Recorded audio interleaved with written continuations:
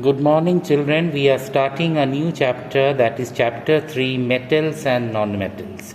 In this part of the chapter, we are going to study about those chemical elements which are most commonly used in our day-to-day life are metals.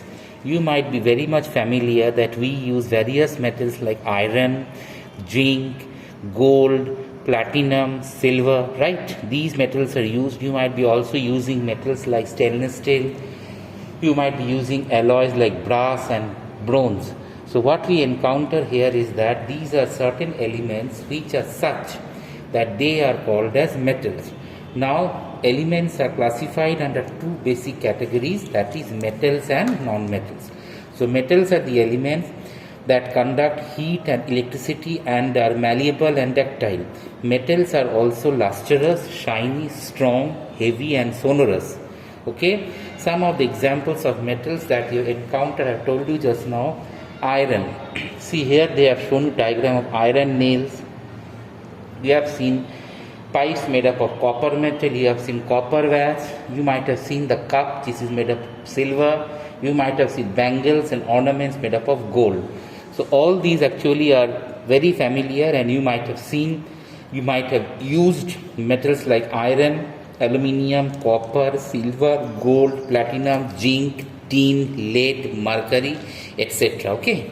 Now these metals are very much common in our day-to-day life. Now sodium, potassium, calcium, magnesium, also such metals which we might not have seen them in the metallic form, but we have used compounds which are made up of these metals. We might have used sodium chloride, we might have used potassium hydroxide, we might have used calcium hydroxide, we might have also used magnesium.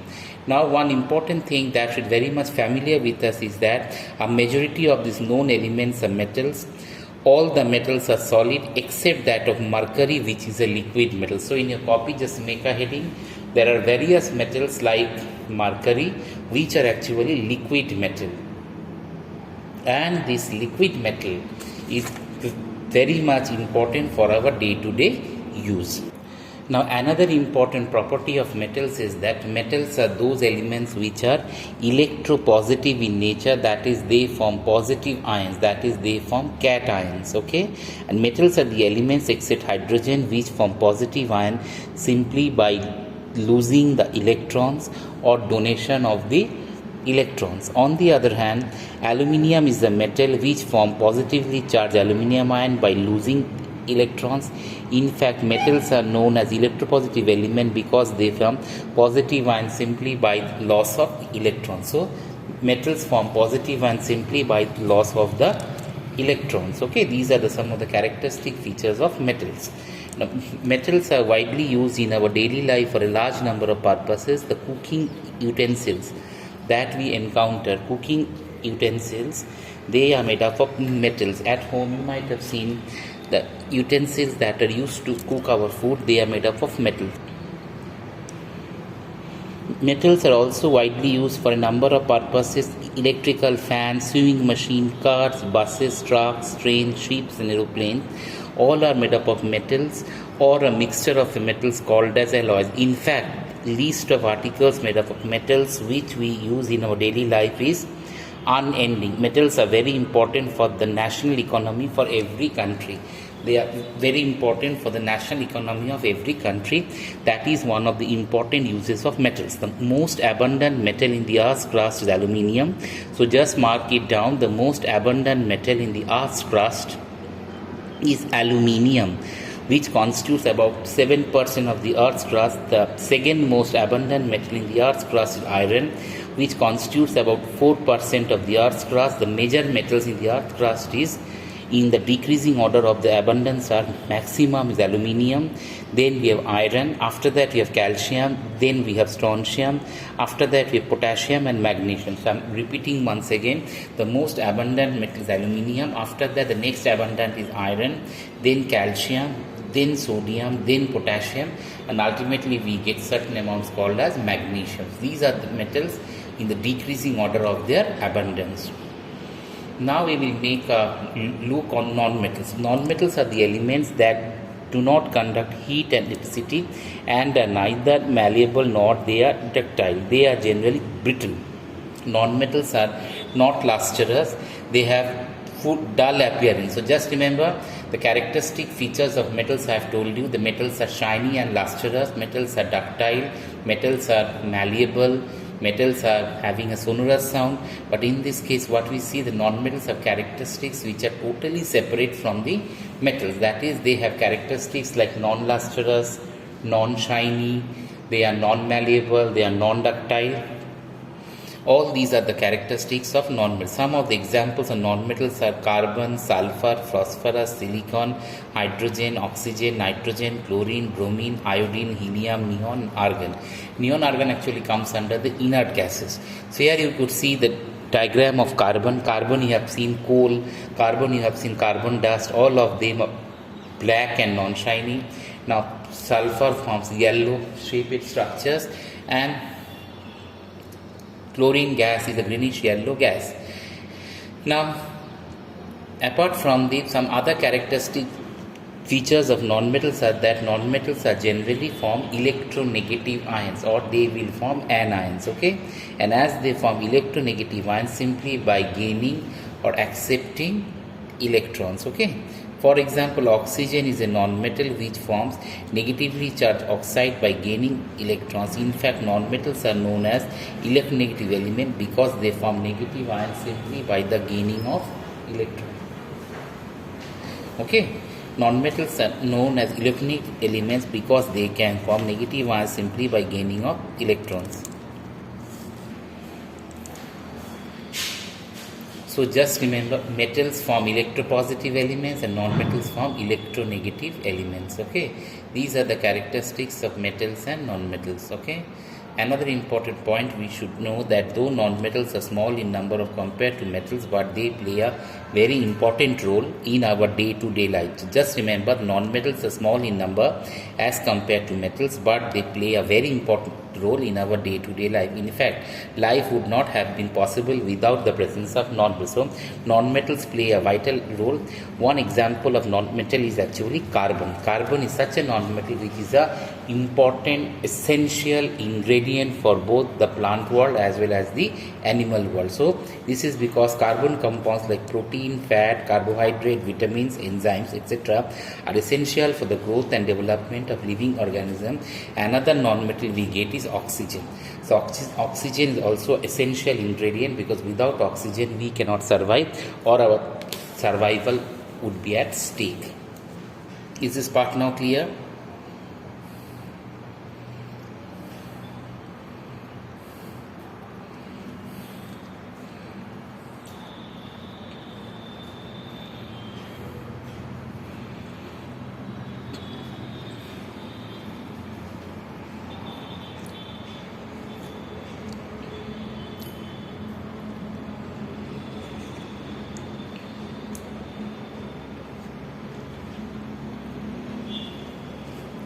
Okay children, after that we are going to discuss the next part of the chapter. Some of the important non-metals we encounter is nitrogen. Also we have encountered non-metals like sulfur. Now what we know that nitrogen is an inert gaseous non-metal whose presence in the atmosphere is actually dilutes the process of combustion. As a result, we can control big fire, because if our environment was made up of 100% oxygen, that would have caused major fire, and major fire is always dangerous to us.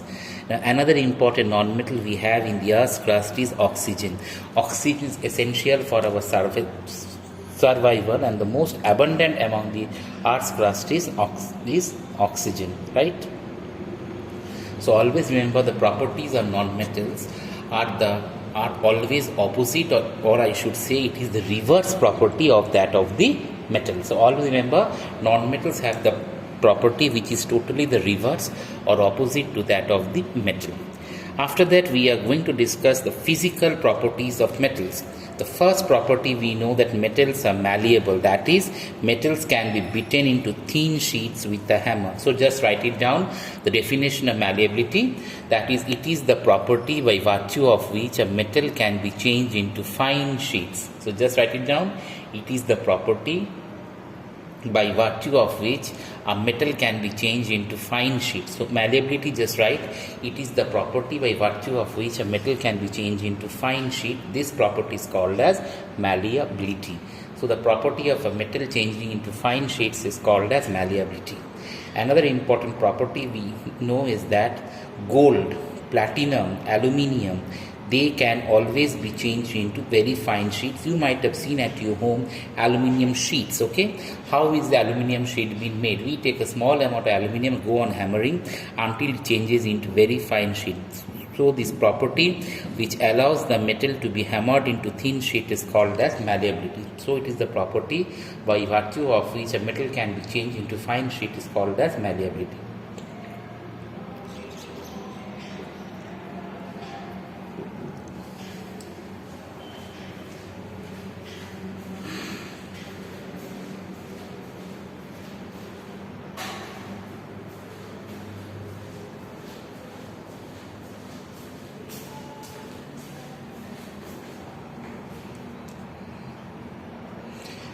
See, one thing, children, you might have seen that gold and silver metals are some of the best malleable metal, and you have also seen that gold can be easily changed into fine sheets.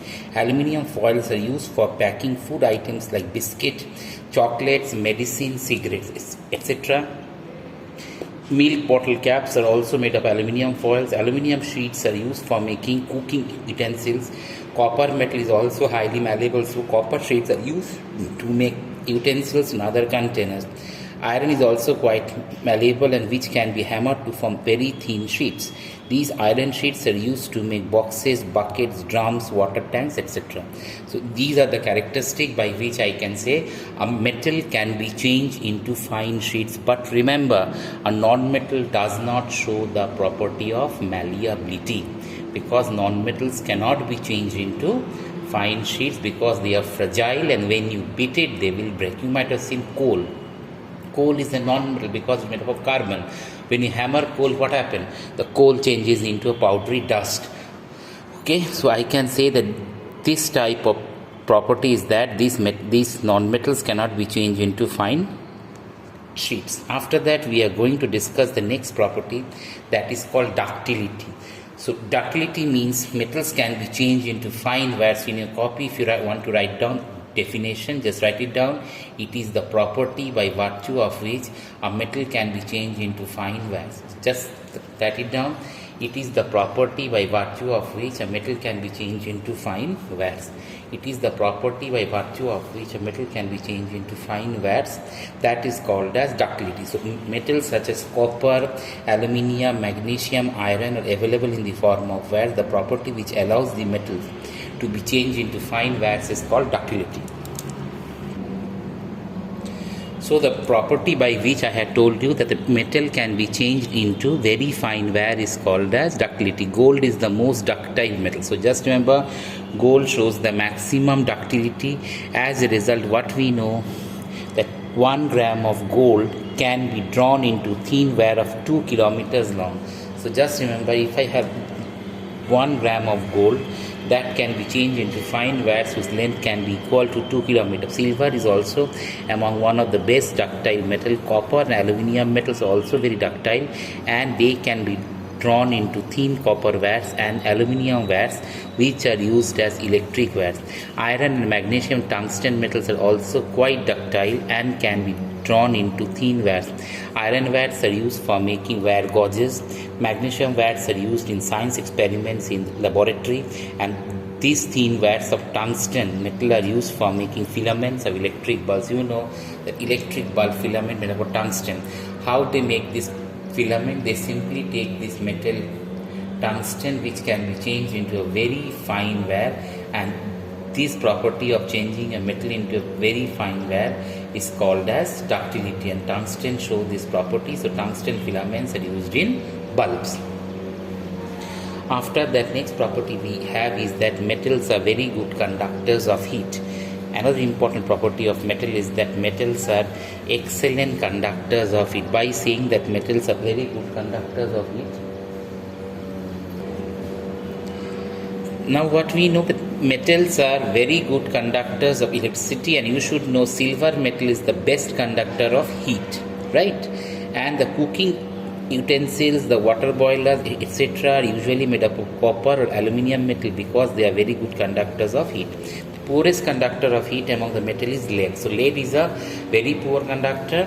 On the other hand, copper and aluminium are the best conductors of heat. Mercury metal is also a poor conductor of heat.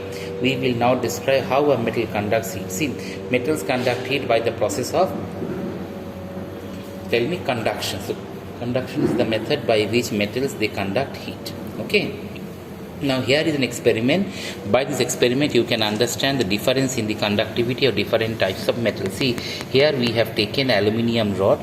In that aluminium rod we have attached a number of nails. Now what is happening when you are heating one end of the rod with the Bunsen flame? What we see, the nail which is near to the Bunsen flame gets displaced earlier. Why?